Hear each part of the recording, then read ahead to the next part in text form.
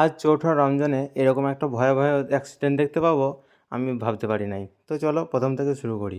এইদিকে ঘুম থেকে উঠে ব্রাশটা করতে গেলাম, আর ব্রাশটা করে এইদিকে মুখটা ধুয়ে চলে এলাম নিচেই। আর নিচে আসতে মা দিয়ে দিল খাবার, আর আমি খেতে শুরু করে দিলাম সেহরিটা। আর এদিকে সেহরি খাওয়া শেষ করে আমি চলে গেলাম উপরে, আর উপরে গিয়ে আমি রেডি হয়ে ফজরের নামাজের জন্য বেরিয়ে পড়লাম। এদিকে আমি হাঁটতে হাঁটতে বেরিয়ে চলে এলাম আমাদের ঘর থেকে।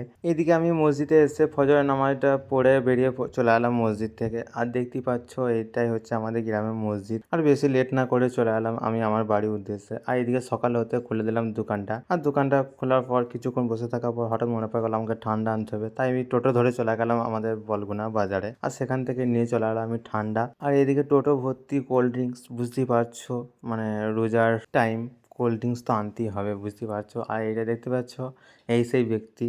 আর বেশি না বকে আমরা চলে আসছি বাড়ির উদ্দেশ্যে। আর আসতেই হঠাৎ চোখে পড়া গেলো সেই অ্যাক্সিডেন্ট। আর দেখতেই পাচ্ছ এটা আমরা তো পুরোটা তুলতে পারি নাই, কারণ প্রচুর জাম ছিল। আর এদিকে আস্তে আস্তে চলে এলাম আমি আমার বাড়ি। আর বাড়িতে এসে রেডি হয়ে চলে গেলাম আমি জোহরের নামাজ পড়ার জন্য। আর আমি এইদিকে বেরিয়ে পড়লাম আমাদের বাড়ি থেকে। এইদিকে আমি পৌঁছে গেলাম আমাদের মসজিদ, আর মসজিদে জোহরের নামাজটা শেষ করে চলে এলাম। আর আমরা যাব আমাদের জানাজার ময়দানে, কারণ আজকে আমাদের গ্রামে একটা মায়াত হয়েছে, আর আমরা যাব জানাজার পড়তে। এখানেই আমার মিনি ব্লগটা শেষ করলাম। আর সবাইকে চতুর্থ রমজানুল মুবারক।